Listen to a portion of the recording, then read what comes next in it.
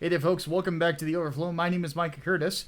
And I'm Alex Baldwin, and today's been a good day. Why has it been a good day, Hat Man? It's one of those days where you wake up and you know that it's good. You're in a good mood, and you go and make breakfast for once, and then you realize that you have bacon in your fridge. So you Mm, make all of that bacon, and even though you burn parts of it, it's still bacon. It's still good bacon. yeah. I wish I could actually buy some. Everywhere This I is why go, it you is need to live sold in the out. South. Yeah.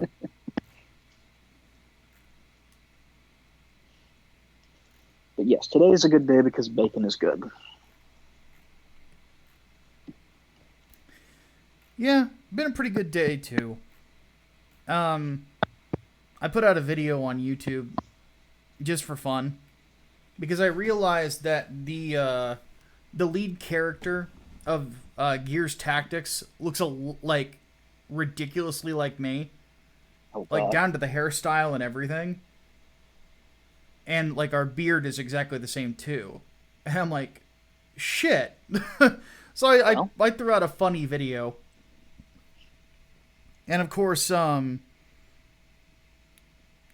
nobody um chick who used to be Comicsgate got all salty about it. She's like, no, I'm trying to be all mean girls. I'm like, shut up, bitch. why? What's the point? I don't know, man. These anti-Comicsgate people are petty as all get out. Like, it's Yes, obviously a it joke seems that way. video because there's Yeah. a little bit of resemblance, you know? I mean, has she not seen the vanilla gorilla thing? Probably not. But then again, she also thought that Ethan Van Sciver said that jokingly said that I would be the type of person you would use as a human shield, or that he would use as a human shield in World War II. She didn't realize that's a joke. Like, you do know World War II is very over, right? And it's also like, obviously I'm a gigantic man. That's what the joke is. Do you not understand that it's a joke? Like, people legitimately thought that he would actually use me as a human shield in a situation.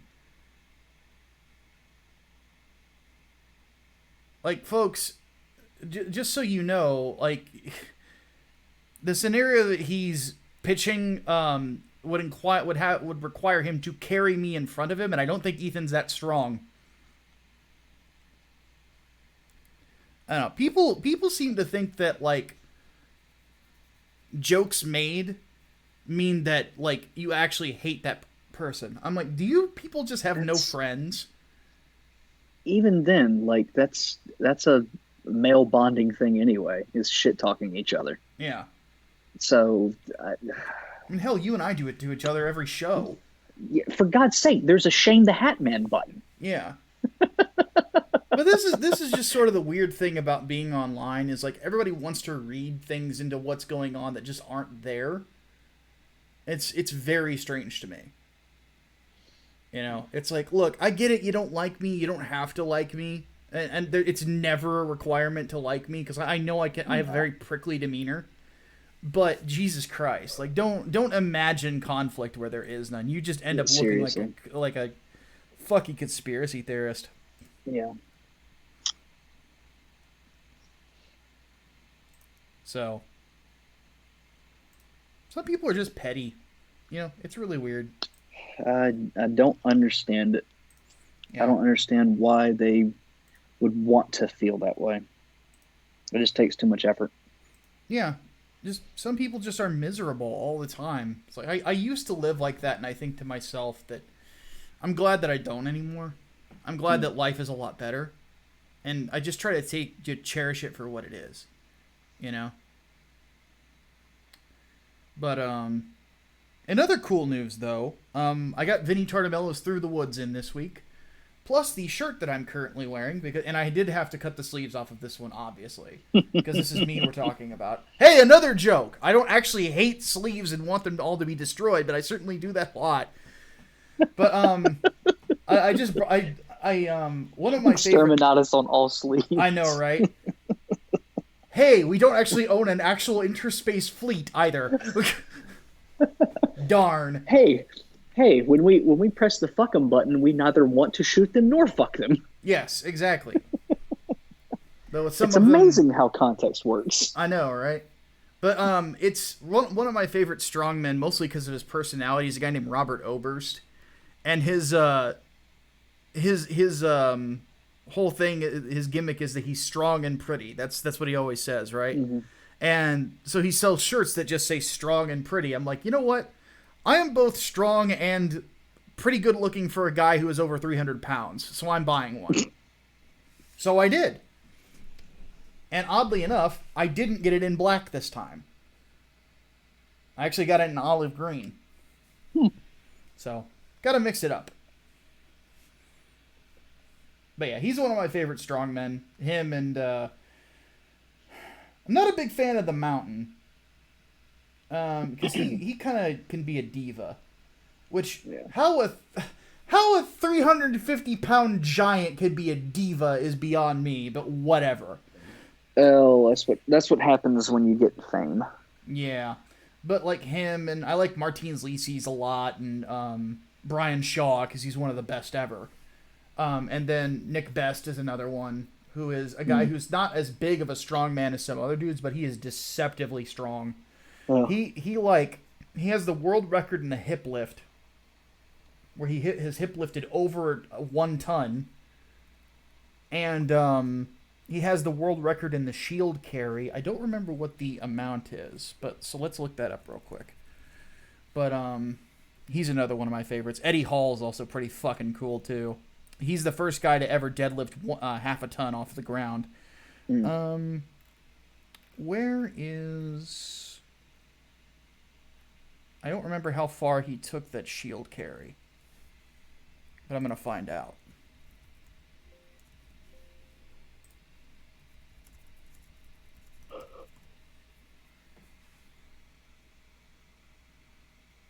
Owns the world record in the shield carry. What does it say?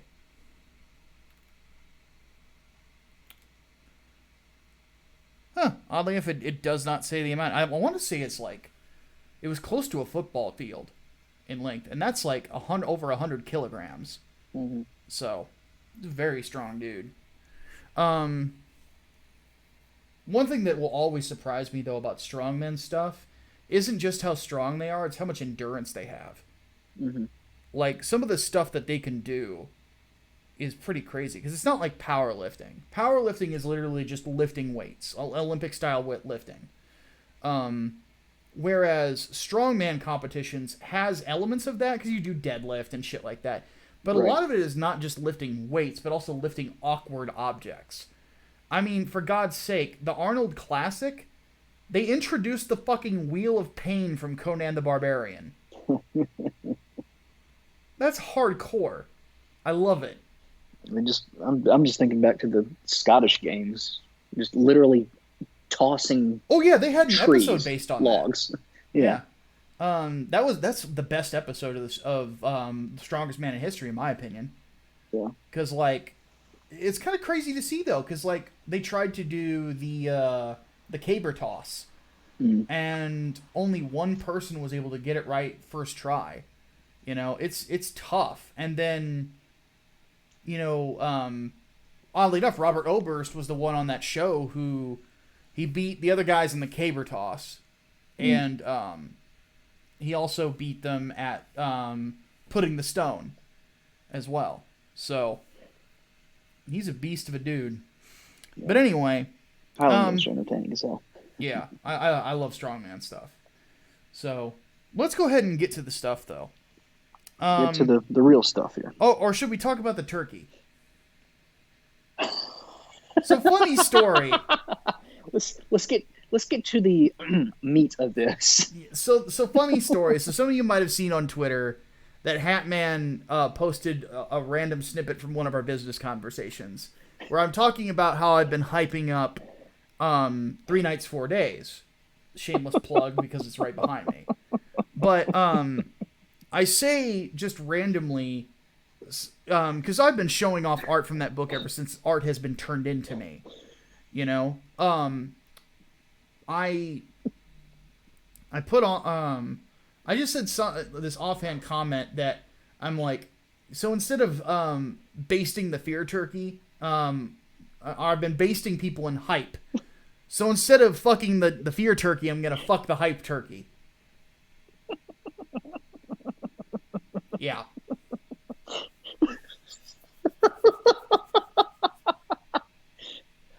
So, the jury is still out on whether or not this makes Micah a furry, No.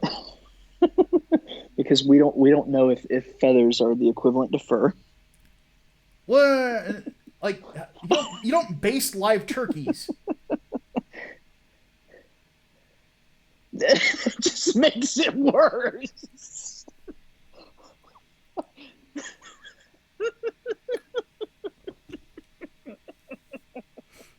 So, you know that one episode of Mr. Bean where he gets his head stuck in the turkey looking for his watch? Yes. Um, let's just say, don't think with your dick when you're doing that. Yeah, I've never been that desperate, admittedly.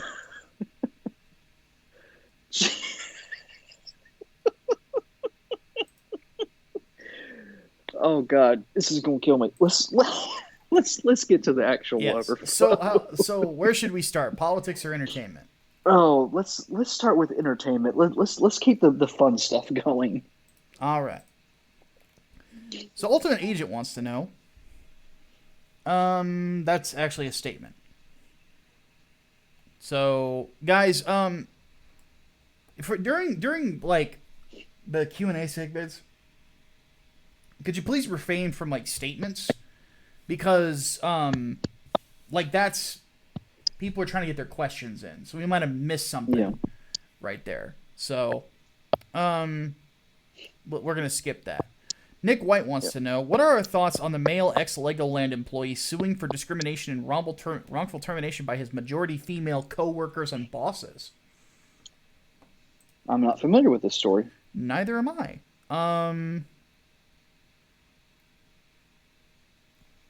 I really don't know what to think about that. If it's true, I hope he wins.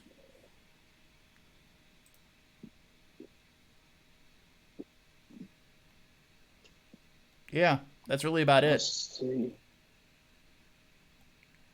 Huh. So here's the Orlando Sentinel. The ex-Legoland public relations director sues, claiming discrimination as the only man in an otherwise all-female office. Uh-huh. Filed a civil lawsuit asking for more than $30,000 in damages against Legoland, Florida.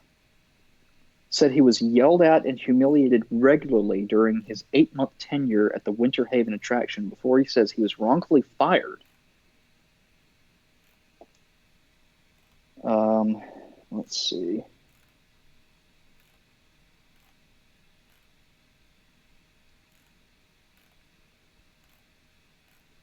Jillian Smith, Legoland's marketing and sales vice president, denigrated his work immediately using belittling and harassing words, the lawsuit said.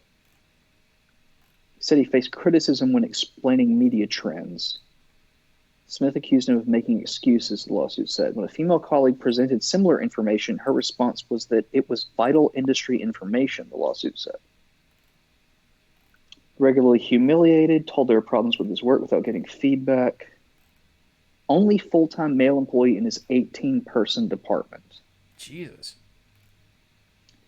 June 2019, he complained to Human Resources about Smith shortly after he was fired July 19, 2019, without ever receiving a warning or formal discipline. Yeah, that's very suspect, if it's true. Yeah, that is. Now, see, here we go. Legoland's comment said they laid off a small number of employees in October, declining to give exact numbers. Yeah. And they say it's part of a restructuring, quote unquote. But okay, October, that's a little farther away from July than a regular round of layoffs. Yeah, I mean, exactly. that's a whole damn quarter. Yeah. So, So yeah, this looks suspect on its face, but again, if wrongful termination suits can be really messy at times, very. so we don't know for certain. But my guess is that there probably is something of substance to this, and there's going to be a settlement, and we will never know all the details, Definite and they possibility. will never hire another dude again. Yeah, there's definitely that. Yeah. All right. Angry Green Bar also wants to know: is it possible to have three characters with similar personalities to have good chemistry?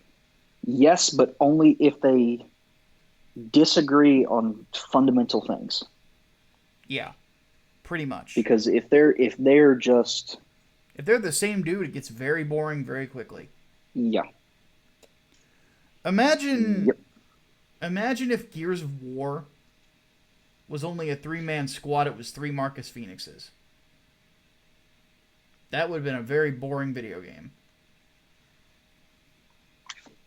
Because you gotta have those different personality types to spice things up.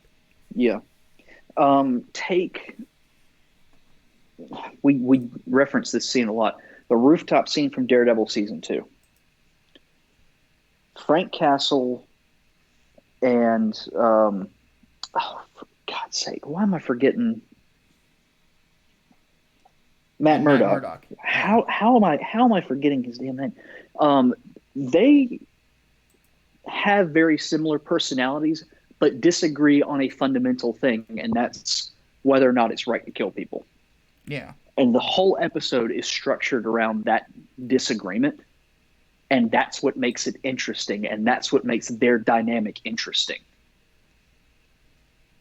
Especially since they went into it basically hating each other.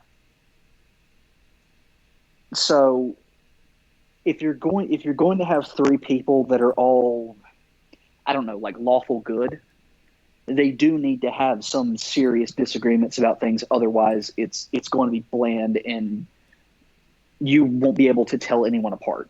Yeah. There'll be no individuality.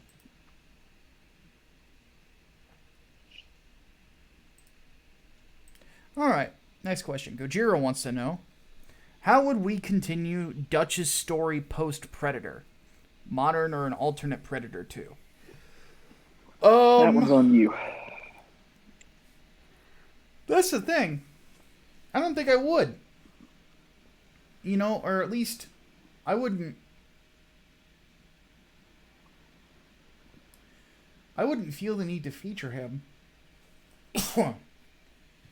or anything like that in any future media, because where else does he go? I mean, I can't imagine that he would have much reason to stay in the army after that. Yeah. I mean, his entire team is dead. I mean, it wouldn't surprise me if they considered locking him up in an asylum where they just retired him to keep him quiet. Yeah. Well, and you don't want him. I mean, the interesting thing about Predator is the Predator. Yeah. It's not everybody who's fighting back. It's the Predator himself. So if you have sort of like a Predator hunter, like Dutch in a continuation of his story, that would make it less interesting. It'd make it more about him and not about the Predators. Well, not to mention, they used a concept like that in the movie Predators, and it was the worst character in the fucking movie outside of Topher Grace's character, and that was Lawrence Fishburne's character. Yeah. And lest we forget, the Predator with the very end with that crappy, oh, well, here's our Predator War Machine armor, and nobody was hyped for it at all. Yeah. Nobody. Still one of the worst science fiction movies I've ever seen. That movie doesn't quite piss me off as much as Pacific Rim Uprising, but it's close. See, Predator is one of my top 5 favorite films of all time. So Oh yeah. Oh, see. I'm still fucking irate about how bad Yeah. that movie was. See, I like Pacific Rim 1 more than I like Predator. So yeah, that's basically your version of Pacific Rim Uprising for me. Yeah. So, I mean, because you go back and watch the original Predator, and it's like, holy fuck, this film's a lot better than I remember it being. Mm-hmm. And Mm-hmm. every single time I go back and watch it, it's like that, you know? But anyway, because there's always new details I see. Like, every fucking Mm-hmm. time. It's so atmospheric. Yeah. Like they thought of everything. It's like Die Hard in that respect. They thought of everything. It truly is a work of art, masquerading as a generic '80s action movie. Yeah. The, like, there's just little details.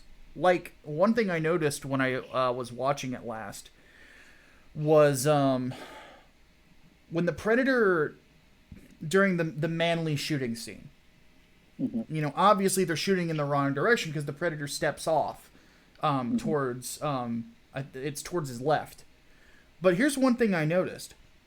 When he switches direction is when he first steps on his right leg, which is the one that was hit. Mm-hmm.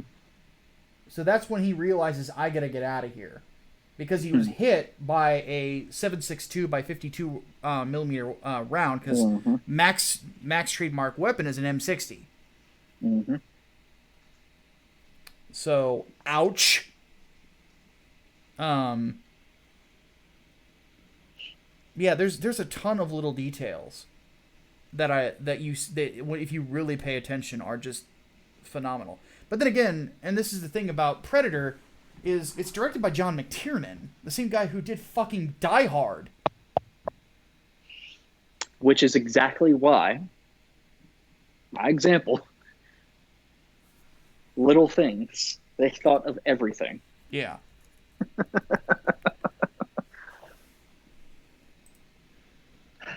Yeah, McTiernan's one of my favorite directors ever.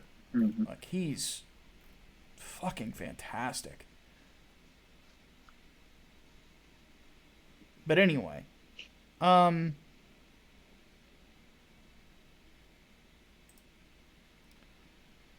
yeah, that's what I would do with it. I don't really feel the need. Like, if I were to write a Predator story, I could do a whole different video on this. So I think I'll just briefly say it. It would still be very different.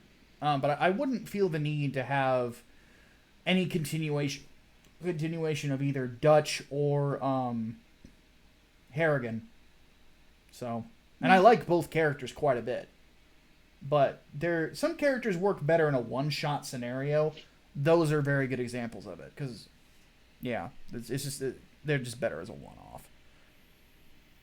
So, Melee Brawler wants to know thoughts on Star Wars Resistance. Been thinking about watching it after I finish Rebels, but I haven't heard anything about it. It's not good. Don't bother. Yeah, that's what I heard too. It's such a significant step down from Rebels, and that's the thing. I like Rebels, but going back and watching Clone Wars, and then with season 7, I think, or 8, whatever, the last season, it is a way better show than I thought. I mean, it started out slow, but it really got good. It found its footing, and it stayed there, and it stuck the landing. Rebels, the first season, honestly, is kind of garbage. Yeah.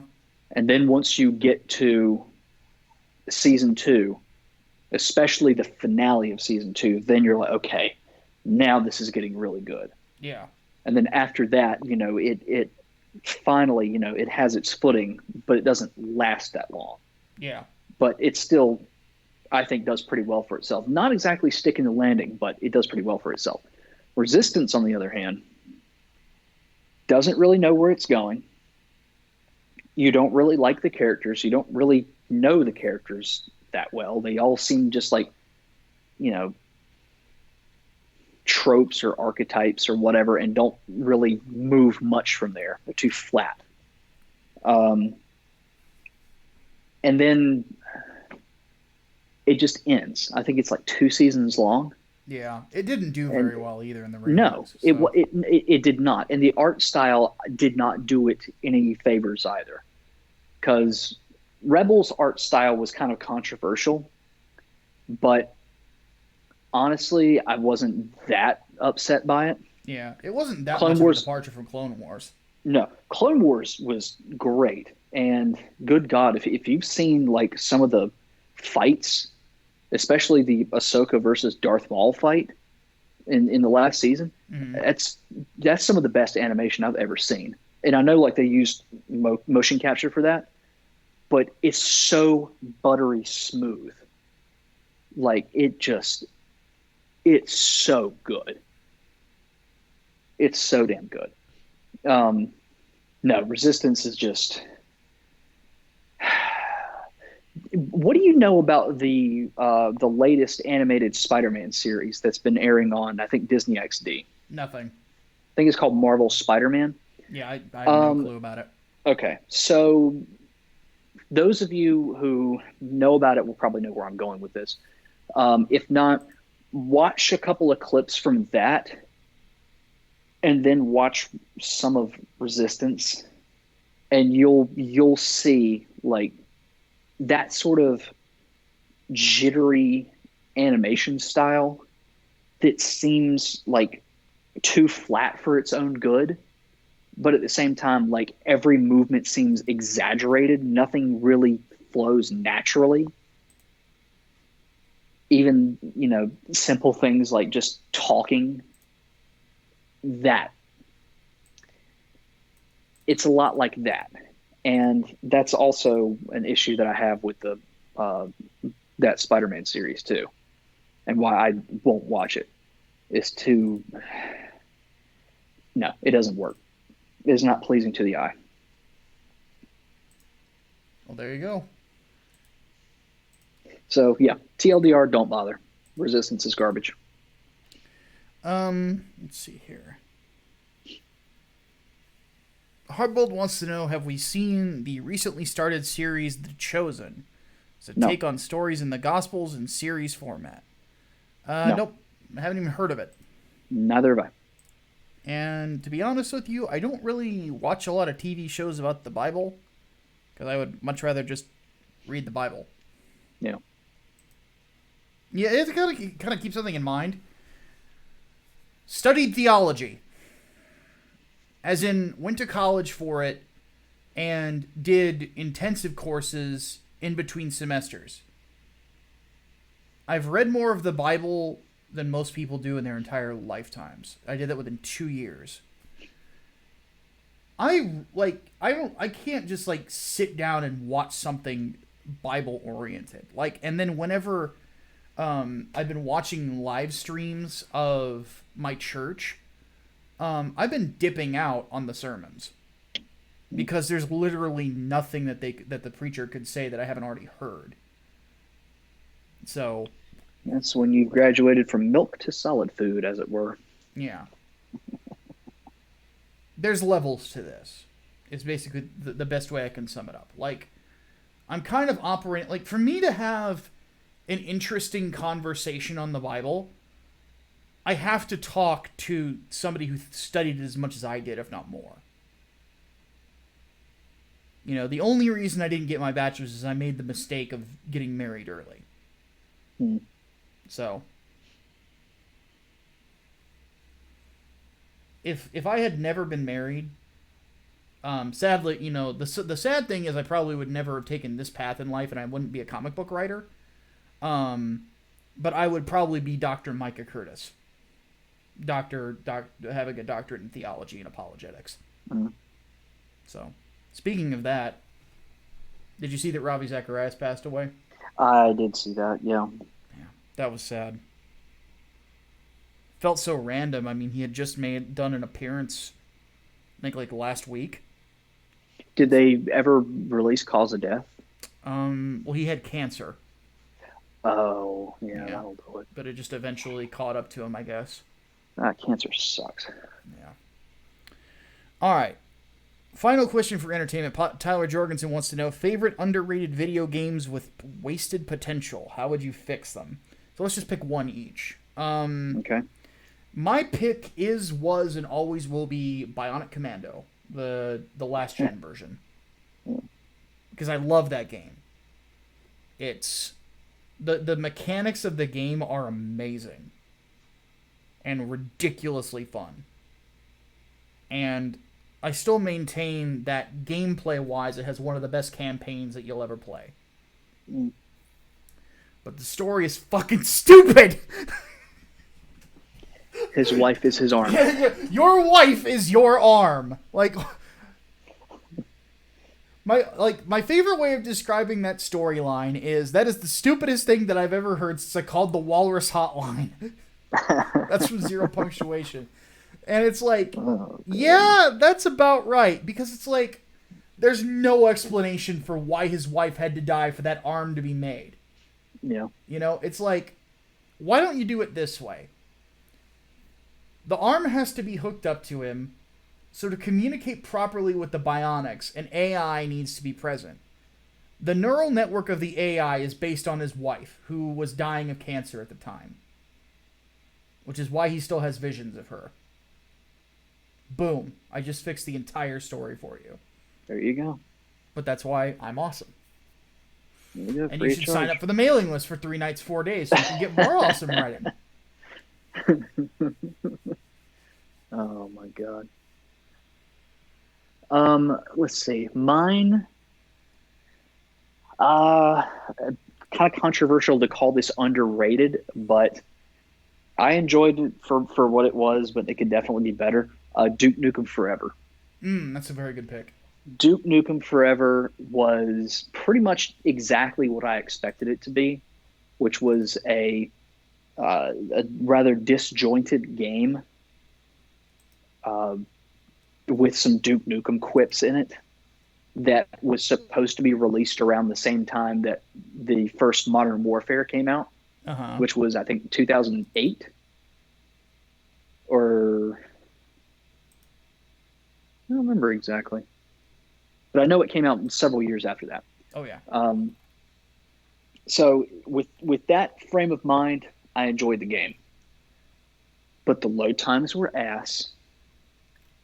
It definitely was disjointed. The levels felt like they just thrown a whole bunch of random shit together and tried to stitch it up, which, in all fairness, that's exactly what Gearbox did with, the leftovers of 3D Realms. Yep. Or what 3D Realms had put together. George Broussard, can be thanked for that, because nobody kept him on a short leash. That's like a George Lucas effect. You don't keep someone on a short leash and rein him in, you're going to get a whole bunch of bullshit. Yeah. And that's what ended up happening. Also, see Daikatana. Yeah. John Romero. John Romero is about to make you his bitch. Yeah. Yeah, fucking right. Yeah, it's like John Romero without John Carmack as well. Yeah, exactly. But that's the thing, like, there's a good game to be found in there. But ironically enough, super ironically, it needed more time. I know. It needed more time to be baked. It's kind of unfortunate, especially these days, because I feel like there are studios out there that could do it justice. Gearbox is not one of them. No, certainly not anymore. And the rumor mill said that Randy Pitchford bought out the IP so he could basically put an end to Duke Nukem. And to be perfectly honest, yeah, that makes some sense, especially given the censorship in the 20th anniversary edition of Duke Nukem 3D. Yeah. So yeah, I wouldn't be the least bit fucking surprised. But had the game released years ago, as sort of like a Half-Life 1 competitor, had the game had more time to figure out what the fuck it wanted to do, when it was on seventh generation consoles, maybe even being pushed up to eighth, who knows? Um, it could have been great, but what we got, it was just okay. Yeah. I enjoyed it again, but I know a ton of people did not.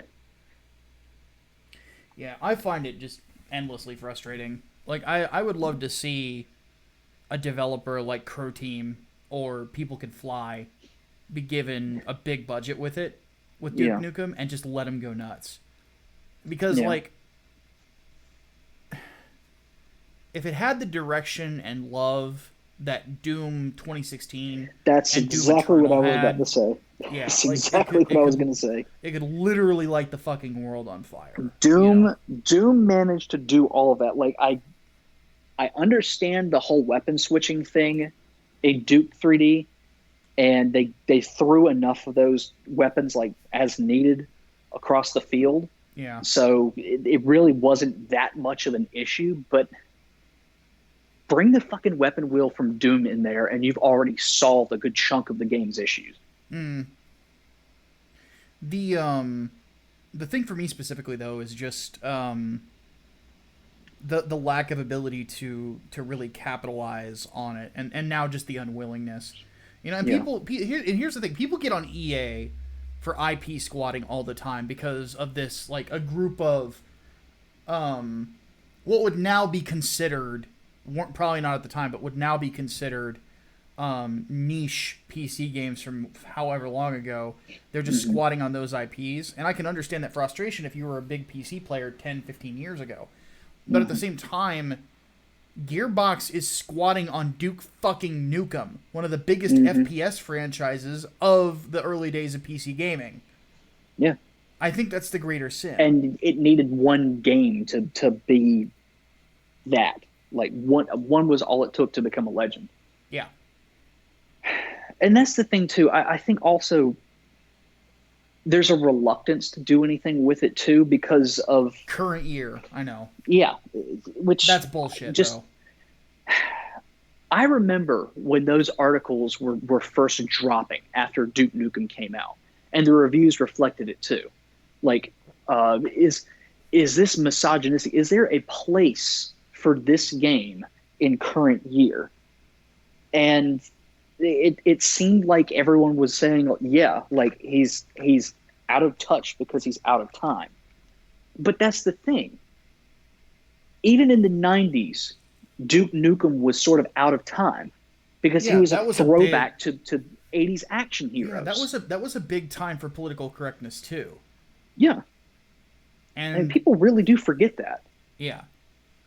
Well, the game journalists willingly forget it. Oh yeah, absolutely. Well, and here's the thing too. Current year, not 2011, 2012 current year, has had throwbacks to 80s action franchises too. We just mentioned yeah. Even then, it's cinema. We just mentioned the Predators or the Predator. Terminator Dark Fate and Terminator Genesis have since come out. Yeah. They're doing another RoboCop movie with Peter Weller, mind you. Yes. And even then, like, they're in Mortal Kombat and they're being celebrated in Mortal Kombat. There's definitely a desire for that sort of nostalgia. Yeah, the characters that have been dominating the box office over the last almost 10 years were a lot of them were characters created by Stan Lee and Jack Kirby in the 1960s. Yeah. Or earlier. Yeah. You know? Yeah. I mean, Duke Nukem, throwback to 80s, and also a statement about pop culture of the time. There's plenty you could do now. There was plenty that you could do, 8 years ago. And stuff was done. I mean, for God's sake, referencing memes. That's memes were really starting to become a thing at the time. Yeah. So throw a Leroy Jenkins reference in there. Yeah, like. Well, they did. Yeah, exactly. That's what I'm saying. Yeah, damn it, Leroy. Damn it, Leroy. Power armors And for ironically, pussies. Like little stuff like that. yeah, exactly. Like That's the thing. Like there should be a it was Duke Nukem fun. game to make fun of the tropes of this day and age. Oh my God. Yeah. Could you imagine? Could you imagine Duke Nukem watching an Anita Sarkeesian video? What the fuck is with all this flannel?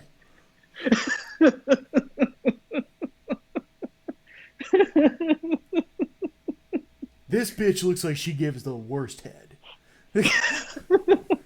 I would write it. I would write it, and it would be fucking hilarious.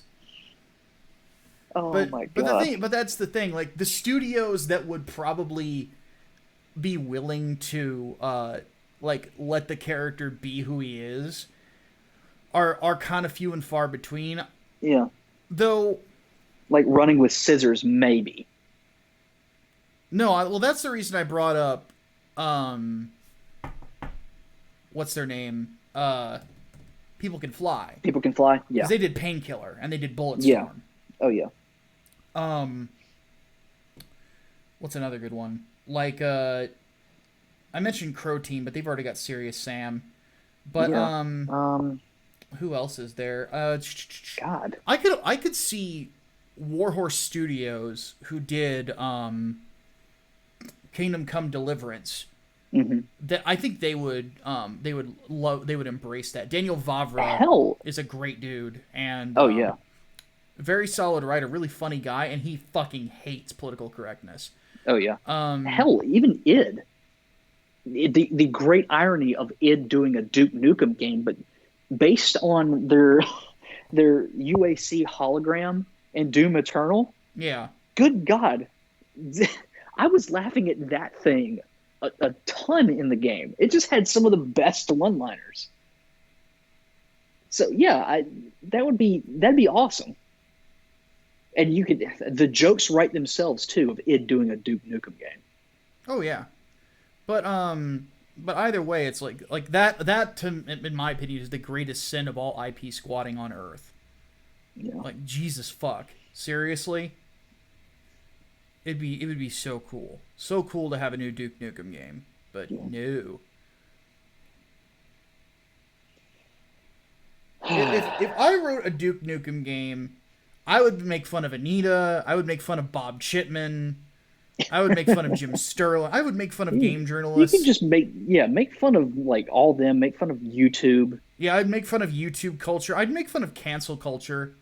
I'd be like, what? Why the Cancel fuck Duke is Nukem. my Twitter account suspended? Oh my God. I just realized something. A man's not Duke allowed to Nukem like titties anymore. What the Duke fuck? Nukem says he's going to run for president at the end of Forever. Yeah, President There's Nukem. there's a Donald Trump joke in there, Oh yeah, just ready to write itself. exactly. I would See, have him. I would have him in, so when he much goes fun for with the it. inauguration to shake Barack Obama's hand. I like, what kind of a handshake is this? Like stuff like that. Like, Actually, oh God, I'm throwing out ideas out here. So if anybody wants to take and run with them, based on your difficulty, based on the difficulty that you choose, is which president's hand or which person's hand he's shaking at his inauguration. Game journalist difficulty could be Trump's hand. yeah. And I would definitely write a Trump joke there. How much Yeah, why spray not? tan does one man need, Don? You know, stuff like that. But but God, there's so much I could do, so much I could make fun of. I'd probably be able to poke better fun at Gears than they did in Forever. But Gears is one I would definitely poke fun at. The Last of Us. The Last of Us, I would definitely do. I would have a one of the monsters have like 4 tits, but also have a giant dick. This is very confusing. um, you can make a Dark Souls joke in there too. there's Dark Souls jokes I could make. Yeah. How the fuck do you heal at a bonfire? Like just little things like that. Yeah, there's Dark Souls jokes that you could make. This boss has a dark soul. Or what else is Dark there? Souls and boss fights. Um, I would have else? a point where Duke is riding a horse, and then suddenly this really introspective music plays, and he goes, "Where the fuck is that music coming from?" He turns around. There's another guy riding behind him with a boombox on his shoulder, like stuff like that. Um, You could do like a Smash Brothers joke too, even. yeah, but ultimately my goal would be to make it the Blazing Saddles of video games. Oh yeah, oh my God, yeah. Yeah, Or well, Blazing Saddles or History of the World. yeah, definitely a big Mel Brooks vibe. Yes, absolutely, yeah, All right, we need to move on. yeah, Um, absolutely. because There's our we podcast could title. do a whole video on how we would write Duke and make Duke Nukem. That's one of those things where if I could get the IP to just do a graphic novel, I would do it. Definitely would do it. So politics. Melee Brawler wants to know, why do so many leftists Why do so many believe leftists cough? I don't know. not proper social distancing, I suppose, but believe that red states are funded by blue states? I will let you Uh, take this one.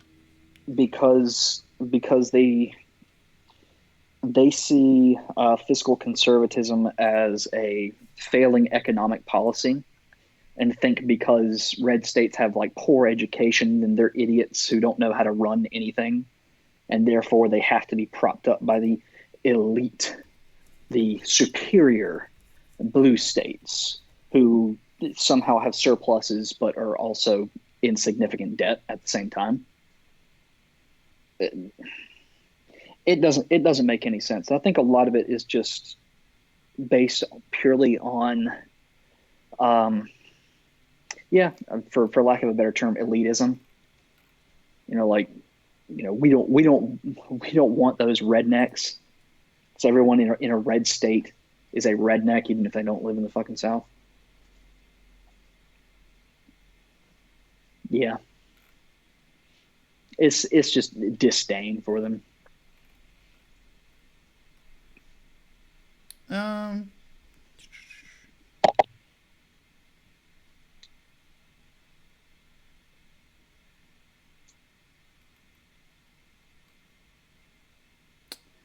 apparently it comes from this idea that because of the amount that there's a lot of taxation that goes out from blue states that ends up paying out to the social benefits on the rest of the country. I'm like, well, yeah, that's what a federal system is. So you're taking federal taxes and applying them to individual states. Like, this is the So wait tax a minute. system you guys want. Yeah, about to say. It's like, of course, the biggest states are going to put more money into the Fed, you fucking idiots. That's how GDP works. Yeah, so it's a stupid prospect from the get go. I just checked on the AP on Associated Press. So Mm. John Weitzel wants to know thoughts on using plasma gelsulin to mitigate or alleviate deadly COVID symptoms.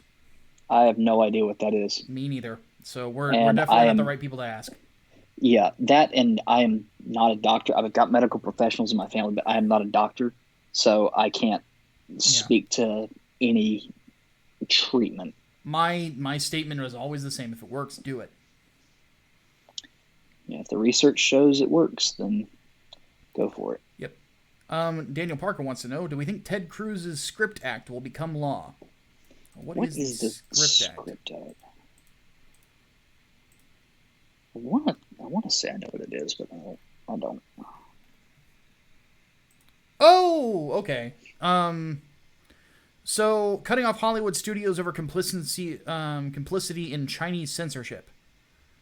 So basically, it would cut off any arts grants and funding. Um, Oh, and Which, yeah, I don't know why Apparently, why we're doing that anyway. Why are my tax dollars going to those movies?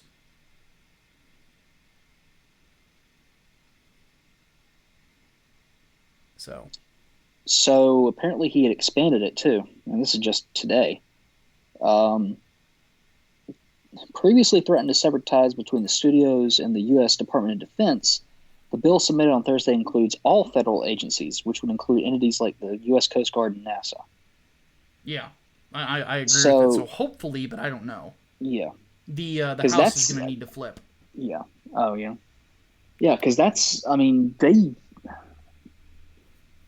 they use federal sources all the time as far as like just research and Yeah, I'm equipment. not a fan of federal subsidies Oh, for yeah. that sort of thing anyway. I'm of the opinion that if federal subsidies I can understand for medical research and things along those lines. That makes Mhm. more sense. But for like farming and shit, no. No, no, No, no, no, no, no. That should not be at the will of the government. no. Um, Corn subsidies. Don't get me yeah. started. And trust me, guys, I'm from Illinois. I hate corn subsidies. You know? And there's a lot of farmers who get pissed at me for that opinion, but I really don't care. You know? Sorry, high fructose corn syrup was a mistake. Yes. And finally, Brian Gilmartin wants to know, why do so many feminists in entertainment conflate the idealizing the female form with sexualization? I suspect it's rooted in jealousy of attractive women, both real and fictional. Yes. Yeah, well, and it's specifically sex negative feminists Hmm. because they're sex positive and they're sex negative. They're the sex Yeah. because people tend to get the two confused because some people will be like, oh, sometimes they say it's bad, but other times they're wanting to popularize sex work. I'm like, that's two completely different sects of Hmm. feminism. Yeah. For example, Anita Sarkeesian is a sex negative feminist. Hmm. Who's a well known sex positive one? Um. I know that there's quite a few well, yeah, quite a few porn stars Hmm.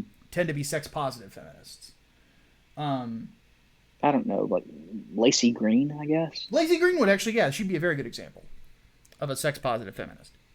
Um, Don't hear much from her anymore, anyway, though. no, she's too busy sucking what's his face's dick. Yeah. But anyway, Well, that's the thing. Even which I even guess with, she moved on from several to just one, so good for her. But but that's the thing. Even with sex positive feminists, like a lot of them still do, rant you about the know, male gaze. yeah. Well, not even that. Just thin women specifically. Yeah, that It's not even. whole It's not even like the idealized form. It's just if you're thin, you're part of the problem because you're not being body positive. would yeah, Go and they going get back on to the women Adele for thing, for losing weight example. too. Yeah, yeah, the Adele thing again. Yeah, Yeah. So and that promotion, the promotion of traps, as it were. Well, yeah, yeah. Then again, the great irony of the left and some parts of the right yeah. agreeing to enjoy traps, but for completely different reasons. Yeah. But anyway, the Yeah. thing with me is I look at situations like this and I go, it's beyond ridiculous because a lot of the things that they say can't be like attained are attainable. Hmm. It's just not everybody's going to get it because everybody's body's different. Naturally, yeah. You know, it's like Yeah. is every man who slims down going to look like Chris Hemsworth? No, but you could end up looking, oddly enough, I'm wearing a Robert Oberst shirt. That's kind of what I look like when I'm slim. You know, like I'm still huge. I'm still Yeah. humongous, but I'm in good health. Yeah. You know, And that, I'm just thick as fuck. Some yeah, and people are that's the like that. thing. Like body positivity was meant to be an individualized thing anyway. It Yeah. was not meant to be like, oh, promote literally everything and say all of it is beautiful. No, it's about it's about self-image Yeah. more than anything else. And I think that somewhere along the lines got lost on people. So now it's about representation of every body type. And like I can understand wanting like more of a normal quote unquote body type as opposed to, you know, the types of people that are working out regularly, can afford to, you know, eat healthy foods all the time, you know, can stay in shape. You know, most people in America are not in shape, and that's, you know, that's what it is. I understand not wanting to promote that as like the only symbol of beauty, but at the same time, you don't go to someone who is morbidly obese and say, this is okay, this is the ideal body type instead. Yeah, because it's You, fucking not. no, no. I don't, I don't understand why you've got to swing the pendulum in the opposite direction instead of just putting it in the middle. Yeah, it doesn't make any sense to me.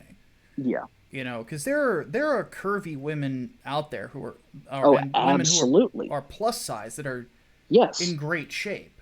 You know, Absolutely. Absolutely. I got no problem with that. None at all.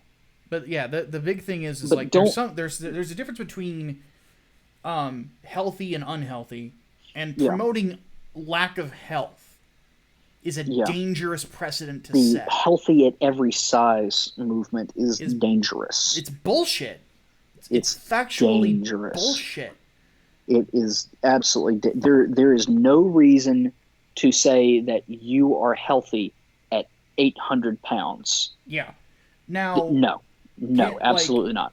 what you know. The fact of the matter is that if you are a woman and you are a size 10, that doesn't mean that if you're healthy that size that 10 should mean that that's something that you should look down on yourself for. No, Like absolutely not. I hate using my ex-wife for an example because she was nuts. But my ex-wife was a woman who was very wide in the hips, Mm. and she's very tall. She was like Mm. 5'9". Like Oh wow, I like half of my friends were shorter than her. You wow. know, um, she was kind of an Amazon. About to say, yeah, you were married to an Amazon. Yeah.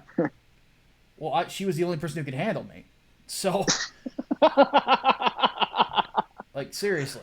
Don't mean to toot your own horn, but Well, you're talking to a guy who once broke a headboard with his grip. Jesus I Christ. literally snapped the fucking thing.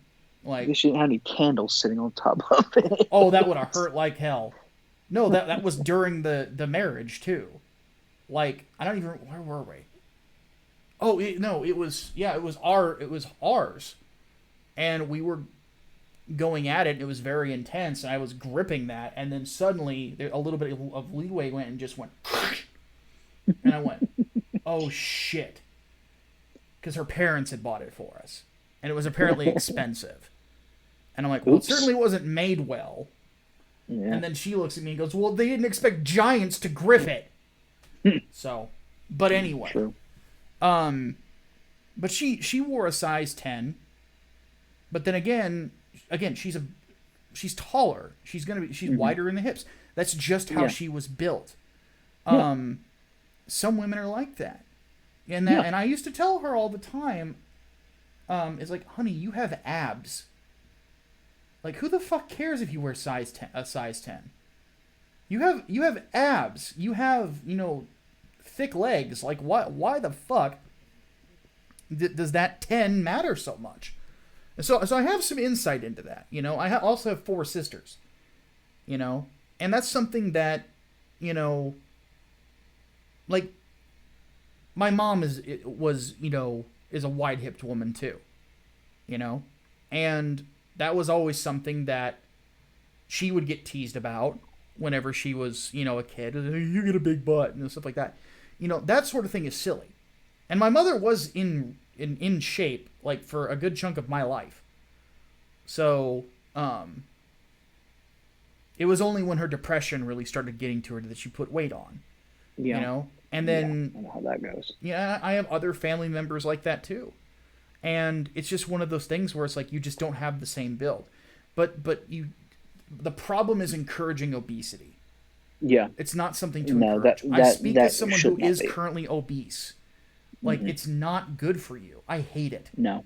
I've been switching up my diet gradually and drinking a lot more water to try to get away from it. I've lost 15 pounds so far. And I tend to drop weight like mad anyway. But the thing is that there is, that sort of thing is fucking frightening. And that's totally from the feminists. Oh, yeah. 100%.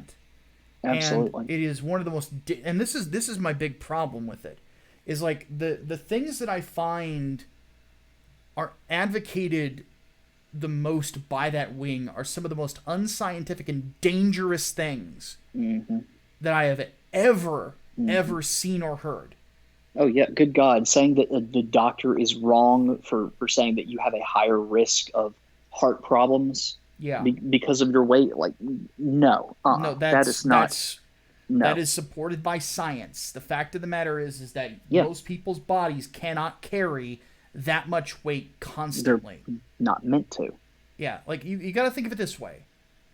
I can, because I'm over 6 feet tall, and I have gotten to the point where I can, and Hatman has seen this, I can throw around the weight of humans.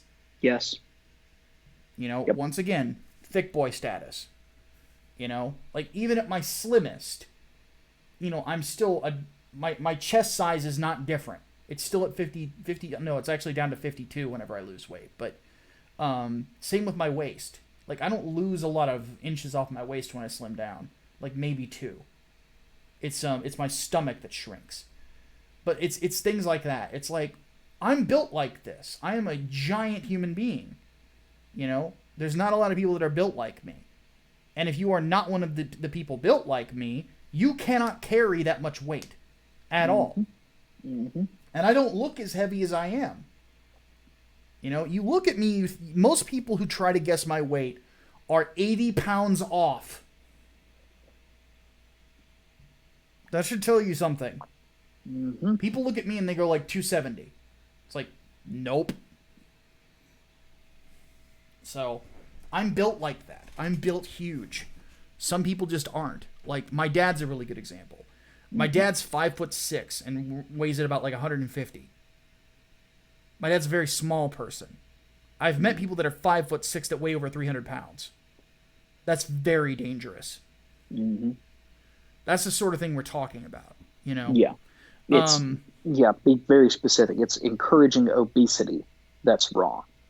Like, who's another small person we know? Piper from Graded. Piper's a little, like, she's like 5'3". If Piper weighed 200 pounds, that would be, well, first off, that'd be really ridiculous given how tiny she is, but, like, that would be very unhealthy. It's one of those things where, like, you do not promote that. You're going to hurt people. Yes, you should take your doctor seriously when he or she says lose weight. Yeah, absolutely. So, all right. Well, that was all of it. That's it. Well, Hatman, now that we've answered all these questions, do you have any final words? Yeah.